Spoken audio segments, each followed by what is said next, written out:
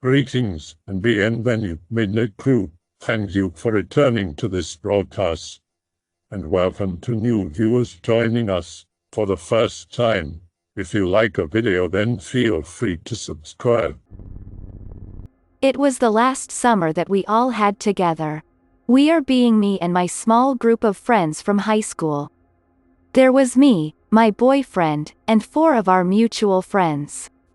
So, things don't get confusing, I'm going to call my boyfriend Lee.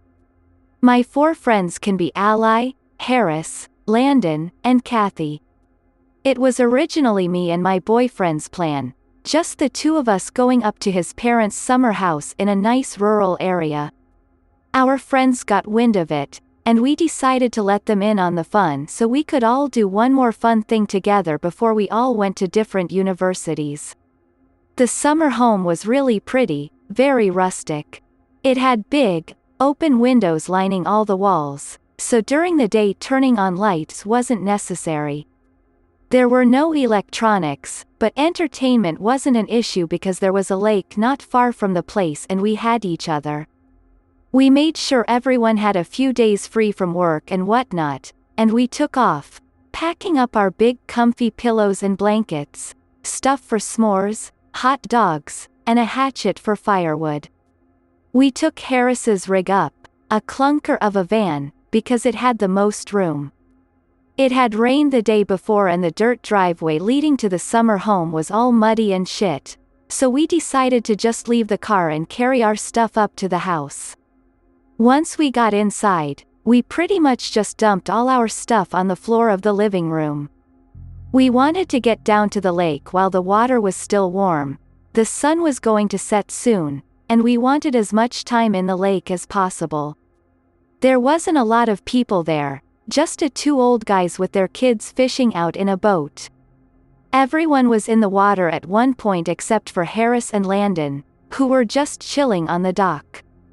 We are all just having fun fighting over an inflatable raft when Landon yelled, "Hey, there's someone in the woods." I propped myself up on the raft and saw what appeared to be a half-naked dude standing in the woods a little ways away from us. I can't really remember facial features, but I do remember his eyes. They were very dark and glittering, they kind of reminded me of a fox or something. From what I remember, he was tanned and had black hair. He was obviously Aboriginal. Most of all though, I remember his eyes. They seemed to shine, kind of like those pictures you see of animals and their eyes glow from the camera flash. I assumed he was a swimmer, maybe with the old guys who were there early. I yelled at him and asked if he wanted to join us, but he just stood there stiffly, didn't move. It would almost be like he didn't even notice us if it wasn't for the fact we was staring right at us. I remember Lee yelled at him if he was okay, but he still didn't answer. Harris is a big guy, a big irritable guy. He shouted at the guy to "Stop standing in the fucking woods like a pervert." The guy still didn't react, just stood there with only beige shorts on. Lee thought maybe he was on drugs or something. He got really uncomfortable and suggested we leave. I agreed fully, the guy was really creeping us all out. We clambered out of the lake, wrapped ourselves up in towels, and headed on our way. The trail back the summer house was uphill, and gave us a good vantage point on the guy. He was still standing down by the lake, still stiff and awkward looking, except his head was turned as far as it could be to the side watching us. Landon as skittish as all hell and started cursing and telling us to go faster. Harris said he was Probably just dumbass or something. and if he attacked, we could take him. We all went inside the summer house, under the guise of wanting to organize our stuff we dumped on the floor, but I think we just didn't want to go outside while that guy was still poking around. We do all we can do inside, and it's starting to get dark out. Ally volunteers to go outside with Landon to go dig a fire pit, and Harris tags along. Lee says he's going to go out in the woods to get some dead branches and stuff with his hatchet, and I go with him. Kathy said she'll look for kindling, but I think she was still kind of freaked out. Anyway, me and Lee are out in the woods. He's getting some firewood and sticks to roast food on. I'm stuck carrying the wood since he's the one cutting. The mosquitoes are eating us alive, and all I hear is buzzing. But the buzzing keeps getting louder, and louder, and louder, until it feels like my skull is vibrating, I can't see, and my teeth are chattering. Eventually it gets so bad that I drop the firewood and swat around my head. But that does nothing, so I just put my hands over my ears, but it feels like my hands are shaking too. It's then I notice I lost sight of Lee. I shout out to him, and as soon as the shout leaves my lips, I'm overcome with a violent stench. I can't even begin to describe it. It was so rancid and foul. Imagine if someone found decaying roadkill and decided to leave it in a barrel for a week with some feces. Now imagine them holding your face to the barrel and opening it, and you might get an idea of the smell. I put my hands over my nose. It took all my willpower to not hurl. I start heading back to the house when I catch someone out of the corner of my eye. It's Lee. I feel really relieved to see him and start to walk towards him, about to make a joke about how he tried to ditch me, but he doesn't really react. He just stands stiffly without any real emotion in his face. His face is slack, like he's forgotten how to smile or make any emotion for that matter. His posture isn't relaxed like usual, he likes tense, like all his muscles had cramps in them. My smile drops from my face, and he lets out a wheezing gasping noise, his shoulders convulsing up and down. It seems like he's trying to laugh, but it just comes out as a strange mockery. I felt so fucking terrified. I turned on my heel, and it seemed all my time on the track team paid off. I was running and jumping over branches, and the buzzing returned, joined by the frail wheezing noise. I burst out of the tree line and bumped directly into Kathy, after what felt like an eternity. I remember she said, "Whoa, what happened?" But I was panting and shaking too much to answer. She brought me over the campfire which was started, and sat me next to Lee. He put his arm around my waist and started to pick the twigs out of my hair. "What happened?" he had asked. I looked at him, confused and angry. "What do you mean? You left me in the woods." He seemed perplexed. He then explained that he saw me clear as day heading back towards the house, and he followed me back, wondering what was going on. When he got back, he said he didn't see me anywhere, and the others didn't see me leave the woods. They were just going to look for me when I burst through the tree line, after apparently running a marathon. What happened, anyway? Asked Landon. Did you see a bear? I wasn't sure if I was going crazy or not, but I was sure I saw Lee.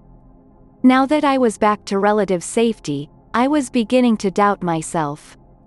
But I told them, anyway, told them about the buzzing and how I thought I saw Lee. Ally said maybe I was just tired, and Harris agreed, mumbling about mumbo jumbo. We decided to try to relax and make some s'mores. It was pretty dark by this time, and the atmosphere seemed more light-hearted. We were all reminiscing about old times and getting sticky from marshmallow goo. Landon took out his harmonica and started doing this funny old blues guy impression he does. I was content and was just laying on Lee's lap listening to everyone's banter, just kind of zoned out, when Landon stopped playing his harmonica.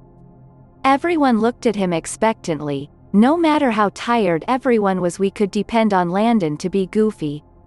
But now he was sitting still as a statue, peering into the woods. Guys, I think there's a coyote or a fox or something in there. Lee is a country guy and is used to little critters like that, so he seemed unmoved. He told Landon that it probably just smelled our food and would be easy to chase off. Yeah, but this one looked big. Its eyes are high off the ground, I think. I feel myself tense up, thinking back to the woods, and Lee snaps at Landon. tells Landon that he isn't being funny and that he's scaring me. I tell him it's okay, but I ask Landon to stop. Landon looks at me and swears that he isn't kidding, with no trace of his usual smart-ass smirk. He says maybe we should go inside, in case it has rabies or something. We leave the fire going, and go inside the house, intending to go outside again after a while. There's a few couches in the living room, which faces out a big window towards our fire, so we all sit there to keep an eye on it. Harris growls at Landon that he better not be messing around, but Landon swears up and down that he isn't. We sit around for a while, our feeling of lightheartedness gone. The fire starts to burn low, when we see it. Kathy lets out a nervous squeak and gasps. Eyes. 2 glowing eyes can be seen in the woods, the light of the fire making them burn bright. Slowly, a shadowy figure makes its way out and towards the campfire. As it steps into the light, we notice it's the Aboriginal man from before. He moves forward slowly, like a wolf circling prey, and crouches down by the fire. On closer inspection, we notice he has no shoes, and what we thought was beige shorts was actually some kind of skin wrapped around his waist. I hear Harris mutter, Are you serious? and I feel Lee's sweaty hand slide into my own. Ally whispers timidly, He could be mentally ill. to which Landon replies. Jesus fuck. The man paws around our stuff, and goes to where Landon was sitting. I see the man reach for something on the ground, and his movements seem robot-like. Like he doesn't know how to extend his arms properly. I see a something glint in his hand, and my first thought was, oh god, he has a knife? But then I hear a long, high-pitched note of a harmonica. Landon makes a weird gulping noise, like he wants to laugh and cry at the same time. The man blows into the harmonica again, holding the same high-pitched note for about 20 or so seconds. He makes a few more circles around the campfire, his dark eyes still glowing. He stops for a moment and looks into the window. He stands there for a good 5 seconds before heading back to the woods. None of us dare to speak. None of us move, but I can feel Lee's heart pounding beside me, and I hear Harris breathe a shuddering breath behind me, and that tells me enough. I'm not the only one who is fucking terrified. Okay, what is that dude's deal? Landon asks weakly. Ally repeats he could have a mental illness, but she is met by silence. Kathy looks extra nervous. She has her knees pulled up to her chin and she's shivering. I ask her if she's okay. She starts to rub her eyes and her cheeks turn pink, like they always do when she's about to cry. I'm sorry, you guys. I'm sorry. I should have mentioned it earlier. I saw that guy earlier when we were walking up the driveway, but I didn't mention it. I didn't know. And she breaks off into tears, repeating her mantra of I didn't know. Harris pats her awkwardly on the head and tells her she doesn't need to apologize for not assuming every half-naked guy in the woods is a creep. She shakes her head viciously and she begins to ramble on about old Navajo legends and beliefs. She tells us how she's scared and thinking of how her mother would tell her old stories of Naaldlooshii. Ally told her to be quiet and that she was only scaring herself. Lee goes through his bag and gives her his bottle of water. He covers her with a feathery blanket and tells her that she's okay. The fire is nearly burned out, and we decide we won't be going out to it anymore that night. Harris and Lee go outside to grab our flashlights and things we left out in our hurry to get indoors without incident, unless you count a light drizzle an incident. It's not all bad. At least with the rain we don't need to worry about catching the whole place on fire. Ally remarks. We pull the cushions of the couches, which apparently double as beds. I'm in one bed with Lee beside me, and Landon on the other side of him. Ally, Kathy, and Harris are in the other bed, and Ally and Harris seem to have made a protective barrier around Kathy. The sleeping arrangements are more cramped than what we intended, but we didn't want to separate. I guess I fell asleep at some point, because a loud clap of thunder woke me up. It was raining pretty hard now. The rain was coming down sideways like a thick sheet. "Hey, is anyone awake?" I whisper, but no one replies. There's a flash of thunder and I can make out Ally, Kathy, and Harris's sleeping forms. Lee has his arms around me, and I pull the blanket up over his shoulders and snuggle in closer. Another flash of lighting, and I see it. Those two, green-yellow orbs lit up in the darkness, standing right at the huge, ground-level window. The house goes dark again, but the light of those orbs are burnt into my retinas, and it seems everywhere I look for a couple seconds, the orbs are there. Another flash of lightning, and I see the man walking along the side of the window. It goes dark again, then bright, and now he's outside the window at my feet. I nudge Lee awake, and tell him not to move. That the man is circling the house. He shushes me and kisses my ear, and the lighting flashes again. The man has made a full circle and is to my left again. I think he's trying to get a rise out of us. Lee whispers. I ask him what we should do. Stay still, I guess. If he gets in, I have my buck knife under the pillow. Landon shifts beside us groggy, and moans. Keep it down, lovebirds, I'm trying to sleep. I tell Landon he's an idiot and that the man is outside, and he groans. Landon and Lee have their eyes shut, I think. Mine are open to slits, and the room lights up again. That's when I notice it. The fucker is inside. I guess Landon didn't have his eyes shut, because we scream at the same time. Lee sits up, holding his buck knife. Listen, we don't want trouble. Just leave us alone, don't make me do anything crazy. The man is moving slowly forward, eyes glittering in the darkness, Lee staying still, unable to see in the darkness. The man opens and closes his mouth a couple times in a choking growl says, "Trouble, trouble." His voice doesn't sound right, it gives me a sick, sinking feeling inside. It sounds like a scratchy record, maybe like a parrot or something. The room lights up again, and the man is nowhere to be seen. Harris and the others are sitting up now, bewildered. Lee is on his feet putting on a shirt. The fucker's in here. He brandishes his knife around. We need to leave. My eyes are starting to adjust, and I see the shape of Ally tilt her head. It's dark as shit and piss-pouring rain. Harris is on his feet now, reaching around in the darkness for a flashlight. I think he's the one that needs to leave. He growls, and he makes his way to the kitchen, hatchet in hand. Lee follows closely behind, and, noticing they took all the weapons, the rest of us follow, Kathy sticking to me like glue. This is what it wants, she mutters.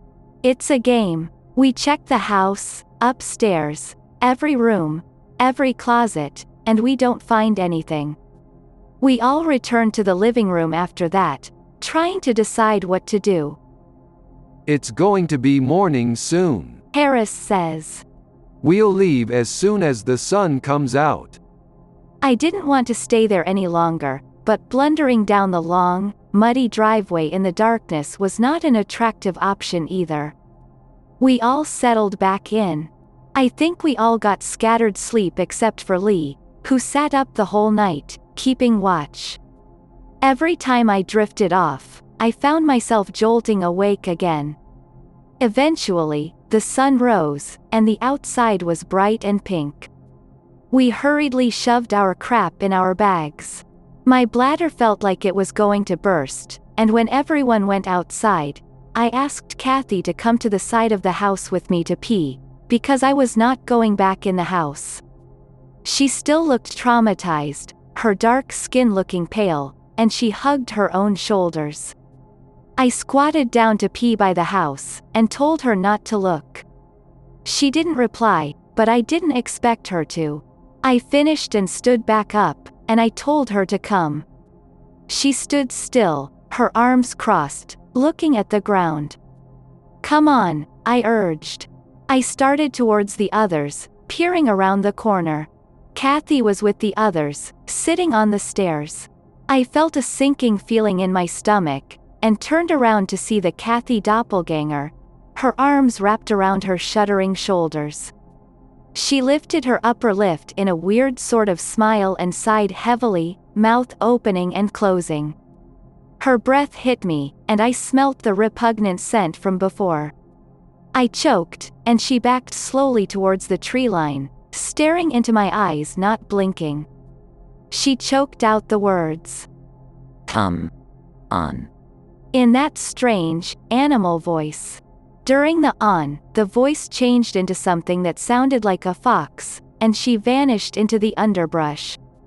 I guess that's pretty much it. We rushed to the van, loaded our shit, and hightailed out of there, trying to ignore this disgusting aroma that seemed to follow us and a strange voice croaking. Clever birds. Nothing terrible happened after we left, no strange twist. A lot of nightmares of that thing, me waking up to see it outside my window or at the end of my bed. I'm not in contact with Ally anymore. Kathy stays at home, never did go to university to get her degree. Landon changes the subject if anyone brings it up, and Harris just gets mad. Lee will listen to me when I wake up in a cold sweat. He did talk about being on watch during one occasion, but you can tell he wants to pretend nothing happened. That isn't to say I'm overly eager to discuss it. I'm all for forgetting about the whole incident.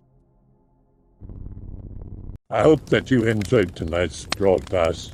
If you enjoyed tonight's story, then please subscribe to the channel, as more Greentext will appear daily.